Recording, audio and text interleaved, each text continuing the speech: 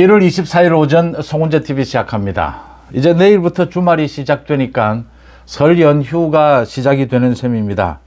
긴 설 연휴, 국민들의 여론이 어디로 향하게 될 것이냐. 벌써 여론이 요동을 쳤다라고 하는 것입니다. 윤석열 대통령에 대한 이 체포와 구속, 이게 결정적으로 여론의 흐름을 완전히 뒤바꿔 놓았다.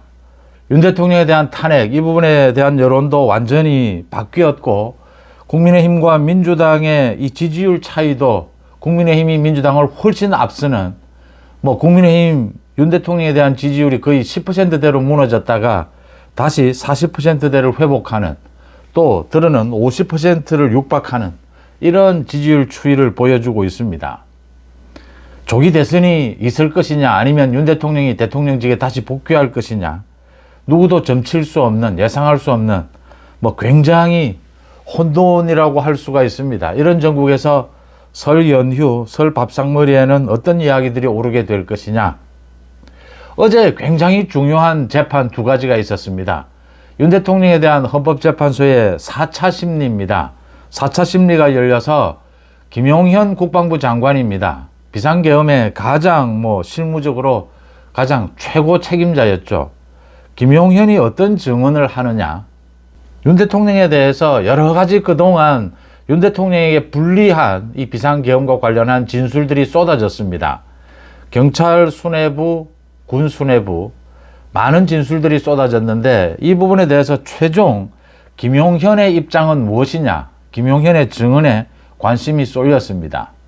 그런데 과거에 전두환 대통령 때의 장세동을 이야기하듯이 김용현이 윤 대통령에 대해서 윤 대통령을 보호하는, 거의 완벽하게 윤 대통령을 보호하는 그런 증언들을 쏟아냈습니다. 윤 대통령의 입장과 김용현 전 국방부 장관의 입장이 같았다. 그동안의 증언이 이제 뒤바뀌는 것도 있었고 엇갈리는 부분에 대해서도 정리가 되었다. 이 헌법재판소의 윤석열 대통령에 대한 이 심리가 빠르면 다음 달 하지 않겠느냐. 다음 달 중순까지 지금 이 변론이 잡혀 있습니다. 정해져 있습니다. 헌법재판소가 이렇게 서둘렀습니다. 일주일에 2번씩. 그래서 지금 빠르면 다음 달 말에 이 헌법재판소의 결론이 나올지도 모른다 라는 것이었는데, 김용현의 어제 증언에 따라서 이게 전체가 논란이 되면서 늘어나게 될 것이다. 길어지게 될 것이다. 3월 말 4월 초까지 넘어갈 수가 있다. 4월 18일에 이제 2명의 헌법재판관 퇴임을 합니다. 이 4월 18일 전이냐 후냐, 4월 18일 후가 되면 이 비계되는 헌법재판소 2명에 대해서 이건 대통령 추천 몫입니다. 그래서 4월 18일을 넘어가게 되면 헌법재판소도 굉장히 여러 가지로 혼란스러워지니까 4월 18일 전에는 하려고 헌법재판소가 몸부림을 칠 것이다. 3월 말 4월 초 이렇게 연기될 것이다. 길어질 것이다. 이런 예측이 나오고 있는 대목입니다. 또는 윤 대통령에 대한 탄핵 심리, 이게 뒤집어질 수도 있다. 지금까지는 탄핵은 불가피한 것이 아니었느냐. 헌법재판소가 이 탄핵에 대해서 인용을 하지 않겠느냐. 그런데 기각될 가능성도 매우 커졌다라는 전망들이 나오고 있습니다. 또 하나는 이재명의 선거법 위반 첫 재판이었습니다. 이재명이 재판 지연을 노리고 13명의 증인을 채택을 하고 신청을 하지는 않았습니다. 이재명의 혐의입니다. 선거법에 규정이 되어 있는 허위사실 공표입니다. 이 허위사실 공표가 헌법에 위반이 된다. 그러니까 이 선거 때 후보들이 자유롭게 이야기하고 자기 주장을 하는 이 입을 막고 있다. 너무 심하게 막고 있다. 그래서 위헌 요소가 있다라고 하면서 이걸 재판부에 제청을 하겠다. 그래서 이 위헌 심판이 있게 되면 재판이 정지가 됩니다. 아직 신청은 하지 않았습니다. 이재명 측이 이걸 신청을 하는 것이 유리한지 불리한지 지금 따지고 있습니다. 그런데 재판부가 1심 판결이 나온 게 11월 15일입니다. 3개월을 지키려면 2월 15일에 선고가 나와야 합니다. 2월 15일 이 선고는 지키지 못하더라도 2월 19일까지 모든 증인신문을 끝내겠다. 지금 증인 채택도 끝나기 전에 채택 여부도 2월 19일까지는 무조건 집중심리를 통해서 증인신문을 끝낸다. 2월 26일에는 특별한 일이 없는 한 해였습니다. 이건 거의 뭐 이 길로 가겠다라고 하는 재판부의 의지를 드러낸 겁니다. 2월 26일 구형을 하겠다, 결심 공판을 하겠다라고 했습니다. 그러면 한 달 뒤쯤에 선고가 나오는 것이 일반적입니다. 그렇게 본다면 늦어도 3월 말에는 이재명의 선거법 위반 2심 선고가 내려진다라고 하는 점입니다. 이건 이미 거의 정해진 것입니다. 윤 대통령의 이 탄핵 심리는 아직 확정되지는 않았습니다. 이게 3월로 갈 것인지 4월 초까지 갈 것인지 아니면 그 넘어갈 것인지 이런 것들이 거의 확정이 되었다라고 하는 것이 이번 설 연휴를 앞두고 여론에 또 한 번 큰 충격을 줄 것이다 이렇게 보입니다. 여론조사 결과 중에서 전체 추세를 살펴보면 전 여론조사 기관이 가리키는 지점이 말씀드린 대로 윤 대통령과 국민의힘 지지율의 폭등, 민주당의 폭락, 이재명 지지율의 폭락입니다. 이런 추세는 전체 일반적입니다. 지금으로서는 여론조사에 가장 신뢰해 볼 수 있는 것이 아니겠느냐라고 싶은 것이 오늘 발표가 됐습니다. 조선일보가 K-스탯 리서치에 의뢰를 해서 지난 21일에서 22일까지 전국의 1,005명을 대상으로 조사한 결과입니다. 여권 후보가 당선돼서 정권을 재창출해야 한다. 앞으로도 여권에 대한 지지 이런 부분입니다. 이게 45%. 정권 교체를 위해서 야권 후보가 당선돼야 한다. 44%였습니다. 1%포인트 차이입니다. 거의 같다라고 볼 수가 있습니다. 정권 재창출과 정권 교체가 거의 같은 수준이다라고 하는 것입니다. 정당 지지율입니다. 국민의힘 41%, 민주당 33%입니다. 8%포인트 차이입니다. 오차범위 밖으로 국민의힘이 앞서기 시작했다라고 하는 것입니다.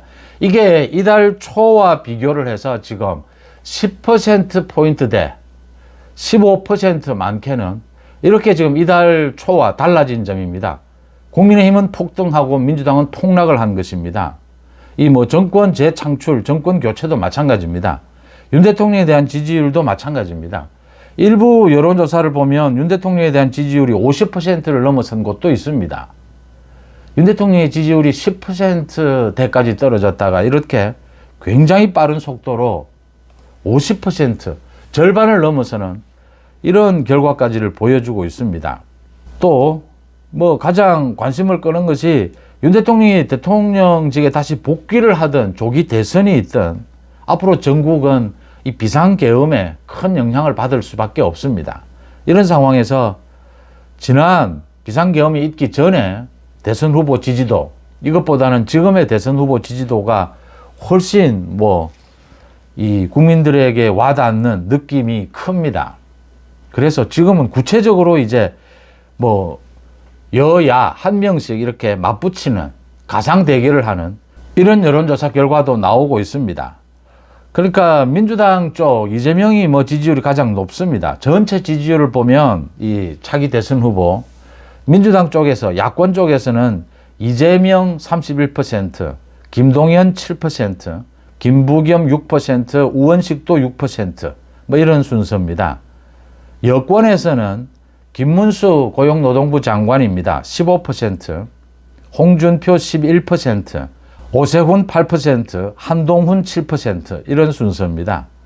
여야 1대1 가상 대결입니다. 이재명과 김문수, 이재명은 37, 김문수 29입니다.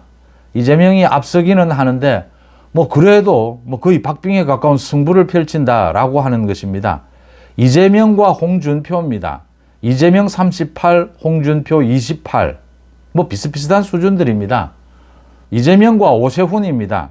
이재명 37, 오세훈 28. 이재명과 한동훈입니다. 이재명 37, 한동훈 23.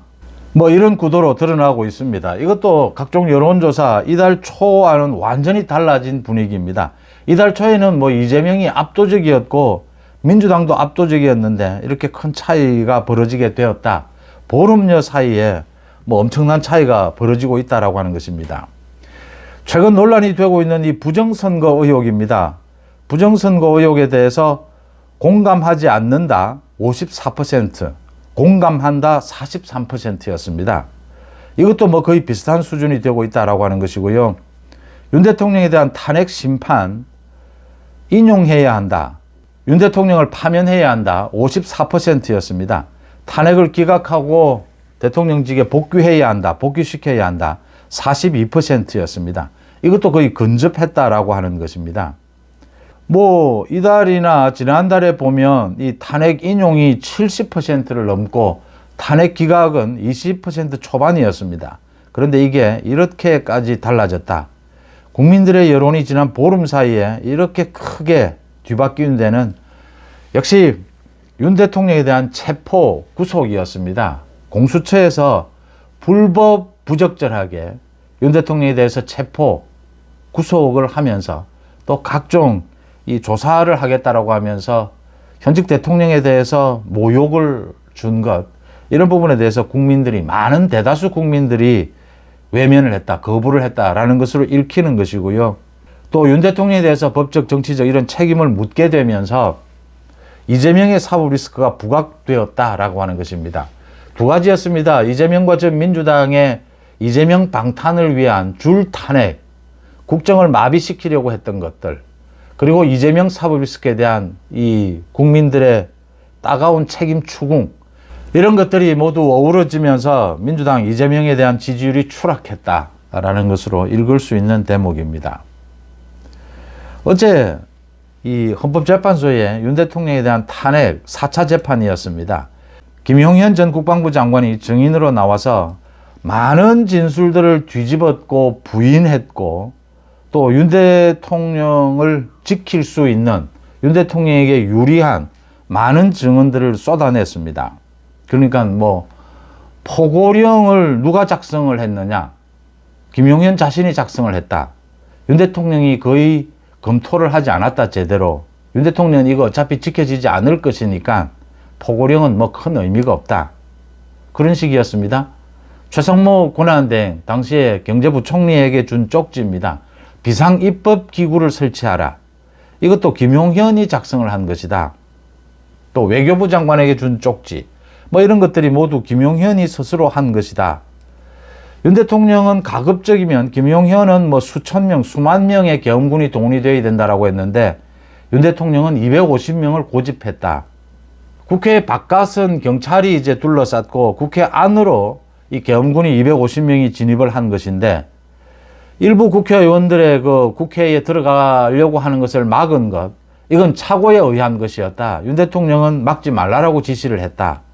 국회 본관의 그 유리창을 깨고 일부 뭐 20명 정도다라는 겁니다. 계엄군이 진입한 것. 질서 유지 차원에서 계엄군이 진입을 한 것인데, 계엄군이 그 과정에서 좀 과격한 이런 행동들이 나온 것이다. 그리고 윤 대통령의 계속되는 지시는 뭐 문을 부수고 국회의원들을 끌어내라, 이런 것들이 전부 계엄군 관계자들, 지금 경찰 관계자들의 증언들이었습니다. 진술들이었습니다. 검찰에서. 지금 대부분 재판을 받고 있습니다. 기소가 돼서 구속 기소가 되어 있습니다. 이런 진술들을 모두 뒤집어 엎은 것입니다. 김용현이 윤 대통령을 지키겠다라는 것을 분명하게 한 셈입니다. 논란이 됐던 것들 대부분에 대해서 지금 김용현이 부인하고, 국회에서 끌어내라라고 하는 것도 국회의원이 아니라 요원이었다. 이게 이제 또 뭐 듣기 시험이냐라고 하는데, 요원이었다. 그 계엄 관련 요원들을 끌어내라라는 것이었다. 일단 논란은 있겠지만 김용현의 증언들입니다. 이런 증언이 쏟아지면서 윤 대통령이 그동안 이야기를 해왔던 이 비상계엄이 정말 실질적으로 계엄을 하고자 한 것이 아니라 경고용이었다. 이재명 전 민주당 방탄, 국정 마비시키려고 하는 저 부분에 대해서 강력한 경고를 주려고 한 것이었고, 전혀 이 계엄으로 인해서 충돌, 이런 것을 막기 위해서 노력을 했다. 이 부분이었습니다. 정치인들에 대해서 체포, 뭐 구속, 또 사살, 이런 부분에 대해서는 아예 전면적으로 부인을 했습니다. 그런 일은 있을 수도 없다라는 걸로 부인을 했습니다. 이게 이제 관심을 가장 크게 끌었던 부분입니다. 도대체 김용현이 증인으로 나와서 어떤 증언을 할 것이냐. 윤 대통령을 제외하고는 비상계엄에서 가장 핵심 인물입니다. 김용현이. 김용현이 어떤 증언을 하느냐에 따라서 이 심리의 기간도 정해지게 될 것이고 내용, 이 쟁점도 정해지게 될 것이다. 그동안은 김용현 윤 대통령을 제외하고는 대부분의 10명 가까이 지금 군, 경찰, 이 지휘부가 구속 기소가 되면서 이 진술이 거의 일치했습니다. 이 계엄으로 인해서 굉장히 위헌 요인이 많이 발생을 했다라는 부분이었습니다. 그래서 헌법재판소의 심리도 굉장히 빨리 진행이 될 것이다. 또 이 공수처가 수사를 하다가 이제 이 잘못된 수사 스스로 자인을 한 것이죠. 이제 검찰로 넘겼습니다. 설 연휴가 지나면 검찰에서 윤 대통령에 대해서 조사를 하고 기소를 하게 될 겁니다. 이 수사도 큰 무리가 없는 것이 아니냐, 내란 혐의에 대해서. 그런데 이 많은 진술들에 대해서 김용현이 모두 뒤집어 엎은 것입니다. 그래서 이게 쟁점이 굉장히 많아졌다라고 하는 겁니다. 정말 국회의 기능을 마비시키려고 했느냐 하지 않았느냐가 가장 핵심입니다. 헌법기관인 국회 기능을 마비시킬 의도가 없었고 그렇게 마비시키지 못했다라고 하면 내란 혐의가 적용되는 것은 힘듭니다. 내란 혐의가 적용되지 않으면 헌법재판소의 심리도, 이 탄핵 심리도 윤 대통령에 대해서 파면을 결정하기는 굉장히 힘들 것이다 라는 부분이죠. 수사도 마찬가지입니다. 내란 혐의가 아니면 직권남용입니다. 직권남용 정도라면 당연히 윤석열 대통령은 불소추 특권이 있습니다. 헌법재판소의 심리도 이 직권남용을 가지고 현직 대통령에 대한 파면까지를 결정하는 이 탄핵을 인용하는 것은 쉽지 않을 것이다. 이 부분의 핵심은 국회 기능을 마비시키려고 했느냐.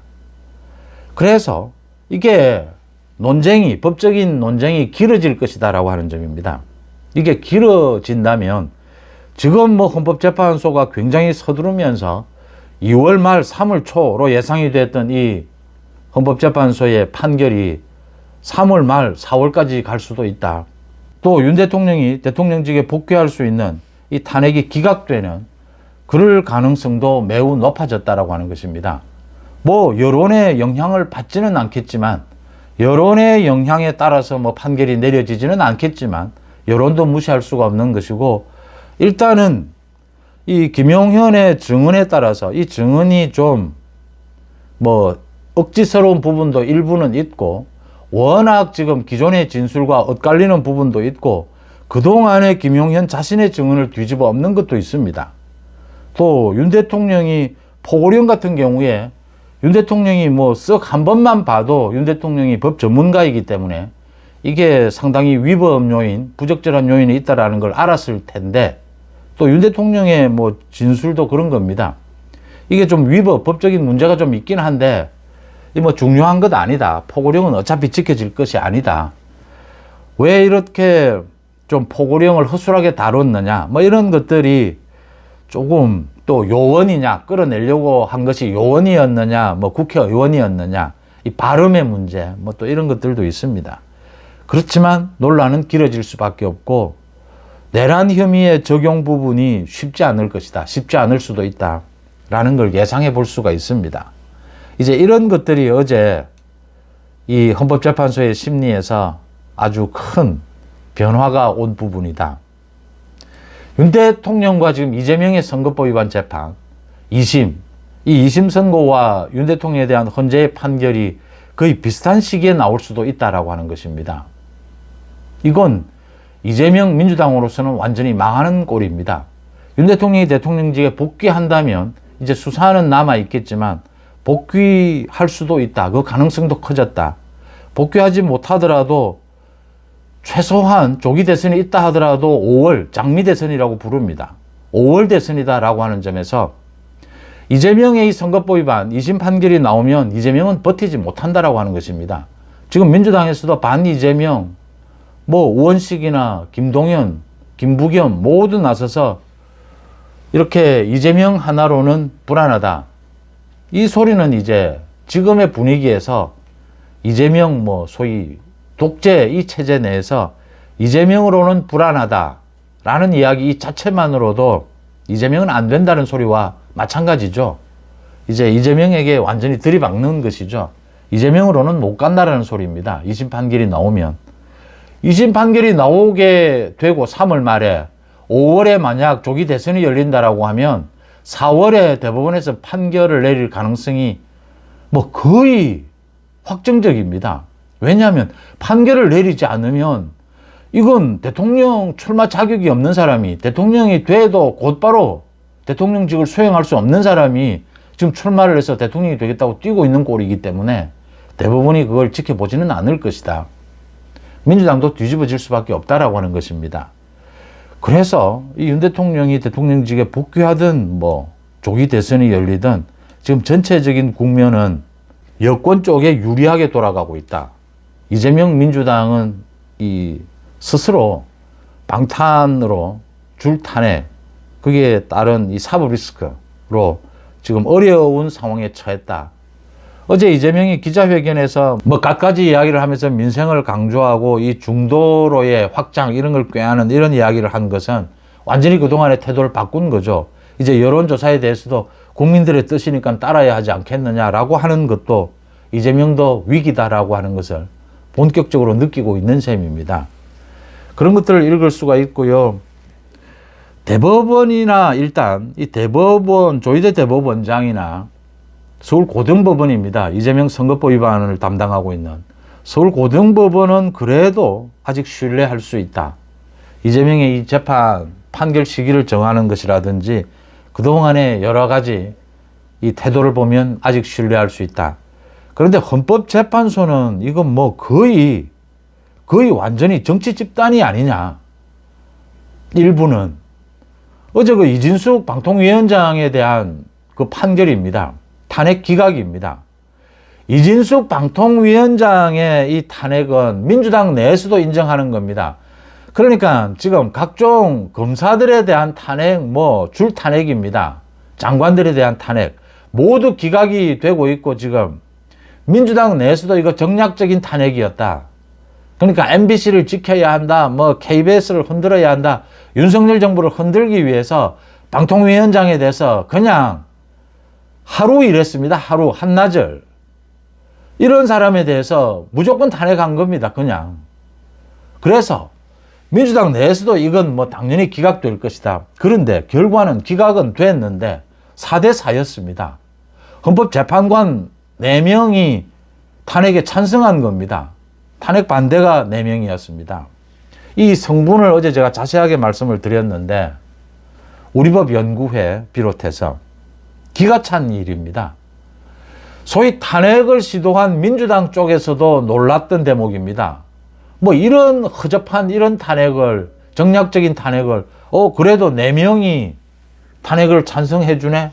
겉으로는 뭐 이진숙에 대해서 탄핵이 기각됐다라고 해서 뭐 용서받은 것이 아니다 이런 말도 안 되는 소리를 하는데 100% 이건 탄핵이 기각이 되어야 되는 부분이었습니다. 그런데 여기도 그냥 묻지마 탄핵입니다. 헌법재판관이라는 사람들이. 그 방통위원, 어제도 잠깐 말씀을 드렸는데 방통위원이 5명입니다. 지금 2명만 있는 겁니다. 방통위원장과. 이 3명이 비어 있는 것은 국회에서 민주당이 국회에서 방해를 했기 때문입니다. 이거 다 채우면 압도적으로 대통령과 여당에서 추천하는 몫이 훨씬 많기 때문에 불리하다 해서 지금 추천을 하지 않고 막은 것입니다. 방통위원회를 무력화시키려고 한 것이죠. 그래서 이게 방통위원회 이 구성이 2명이든 위원이 뭐 3명이든 5명이든 문재인 정권 때도 이건 크게 문제가 되지는 않는다. 방통위원회에서 하는 일이 합의제로 운영은 하라. 그 위원이 몇 명이든 그 중에 과반으로 의결을 하라. 이렇게 해석하는 것이 명문화되어 있고 이렇게 해석하는 것이 일반적이었습니다. 이걸 굳이 이진숙 탄핵 찬성을 하기 위해서 법 취지를 보자. 5명이 원칙 아니냐 그래도 2명은 너무 심한 것 아니냐. 이렇게까지 추정해서 확장 해석을 해서 적극적으로 해석해서 탄핵을 결정하는 것을, 그러니까 인권, 탄핵, 피의자가 불리한 부분을 해석할 때는 자제해야 합니다. 법은. 가능하면 법을 해석하거나 법을 적용할 때는 인권을 해치지 않는 쪽으로 피의자에게 불리하지 않는 쪽으로, 이게 형사소송법의 대원칙입니다. 구속도 시키지 않는 것이 원칙이죠. 피의자에게 인권에 유리하도록. 이걸 억지로 이렇게 명문도 없는 규정을 이렇게 해석한 것은 좀 심하게 말씀을 드리면 제정신이 아닌 겁니다. 그냥 민주당이 탄핵했으니까 헌법재판소 그 재판관 4명은 무조건 탄핵 찬성한 겁니다. 나머지 4명은 이제 합리적으로 판단해 본 것이었죠. 이 헌법재판관들의 이 분위기를 참고할 필요가 있다. 이 4명은 지금 무조건 탄핵이다라는 겁니다. 한 자리가 지금 비어 있습니다. 이 한 자리에 대해서도 헌법재판소가 아마 지금 심리를 하고 있습니다. 이 최상목 권한대행이 왜 임명하지 않느냐, 빨리 임명하라라고 결정을 내릴 가능성이 높습니다. 임명을 하지 않을 도리가 없습니다. 시간에 뭐 문제는 있지만 임명이 되면 5명은 무조건 탄핵이다라고 하는 것입니다. 탄핵 인용 결정 6명이 동의를 해야 합니다. 이 6명은 동의를 해야 이 탄핵 인용을 결정할 수가 있습니다. 대통령 파면을 결정할 수가 있습니다. 5명은 무조건 탄핵이다라고 하는 점입니다. 이제 1명이 남은 셈입니다. 1명. 지금 8명, 재판관이 8명인데 한 자리가 비어 있는데 이게 충원이 된다. 최상목 권한대행이 더 버티지 못하고 헌법재판소 결정이 나오면 버티지 못합니다. 임명을 한다라고 보면 지금 5명은 무조건 탄핵으로 와 있다라고 하는 것입니다. 이제 지금 이진숙이 탄핵 심리를 한, 여기에서 반대를 한 이 합리적인 재판관 4명, 이 4명이 버텨줄 수 있느냐라는 게 핵심입니다. 이 4명이 버티면 윤 대통령에 대한 탄핵도 이 기각입니다. 윤 대통령이 다시 대통령직에 복귀를 합니다. 이런 분위기가 헌법재판소의 분위기다라고 하는 것이고요. 또 하나는 이제 조기 대선이 있던 윤 대통령이 대통령직에 복귀를 하든 비상계엄이 있기 전과 있은 후는 전국은 뭐 분위기는 완전히 다를 수밖에 없습니다. 국민의힘의 가장 큰 난제는 소위 비상계엄에 대해서 어떻게 볼 것이냐입니다. 그게 지금 지지율이 나타나고 있는 겁니다. 지금 김문수 후보가 김문수와 홍준표는 비상계엄에 대해서 찬성입니다. 비상계엄에 대해서 반대하는 건 이제 오세훈과 한동훈입니다. 지금은 김문수, 홍준표가 더 높습니다. 비상계엄에 대한 찬성이. 이게 앞으로 어떻게 변하게 될 것이냐. 헌법재판소의 판결이나 뭐 수사에 따라서 분위기가 어떻게 바뀔 것이냐. 이 또 바뀌는 이 분위기, 비상계엄에 대한 찬성과 반대, 이걸 모두 합해서 모두가 단합해서 가야 된다라는 것이 국민의힘으로서는 과제입니다. 이게 과연 가능하겠느냐. 그런 차원에서 지금 오세훈과 한동훈이 비상계엄에 반대고 비상계엄에 찬성하는 것이 김문수와 홍준표다. 그런데 압도적으로 지금 김문수로 지지율이 모이고 있는 것이 홍준표보다는 오히려 더 앞으로의 여권의 전체의 단합, 또 조기 대선에 대비해서 비상계엄에 대해서 이 국민의힘 여당이 입장을 세우는데도 김문수가 압도적인 1인계, 홍준표보다는 훨씬 유리하다라고 하는 점입니다.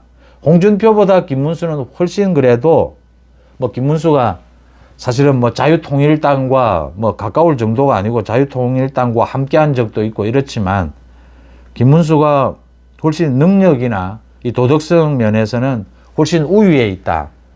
그래서 나중에 이게 이합집산이 되겠지만 김문수가 훨씬 유리하다라는 점이 그래도 이 국민의힘의 이런 과제 중에서도 그래도 유리한 점이다라고 볼 수가 있는 것이고요. 민주당은 이제 본격적으로 이재명이냐 반 이재명이냐, 이게 뭐 거의 당을 두 쪽으로 가르는 이런 상황이 될 것이다. 이재명은 어떻게 해서든지 버티려고 할 것이고 버티지 못한다라고 하더라도 자기가 지명하는 사람을 대선 후보로 내세우려고 할 거다. 이게 과연 가능하겠느냐. 이재명과 반 이재명의 싸움이 볼만할 것이다 라고 보입니다. 그러니까 민주당으로서 당이 깨지지 않으려면 지금 이재명이 지명하는 이런 식으로 화합하는 쪽으로 가야 하는데, 그게 어려운 것이 당장 지난 대선 때에 434억 원을 토해내는 부분입니다. 이 책임을 누가 져야 하느냐, 이 책임론이 나올 수밖에 없습니다. 이재명제 1인 체제를 극복하지 않고서 대선이 가능하겠느냐라는 이야기입니다. 맞물려 있는 것이죠. 국민의힘이 민주당에 비해서 어떤 경우든 윤석열 대통령이 대통령직에 복귀하든 또는 조기 대선이 열리든 어떤 경우든 현재는 국민의힘이 굉장히 유리한 국면이다. 단지 여론만이 아니라, 여론도 뭐 큰 힘이지만 이 전국 상황이, 전체 돌아가는 전국 상황이 이건 뭐 거의 재판 상황입니다. 이 재판 전국, 이 상황에서도 국민의힘이 유리한 입지를 차지하고 있다. 설 연휴가 깁니다. 이 긴 설 연휴 기간 동안 또 여론이 크게 요동치게 될 것이다 라고 읽을 수가 있습니다. 여러분들은 어떻게 보십니까? 송은재TV 마칩니다. 고맙습니다.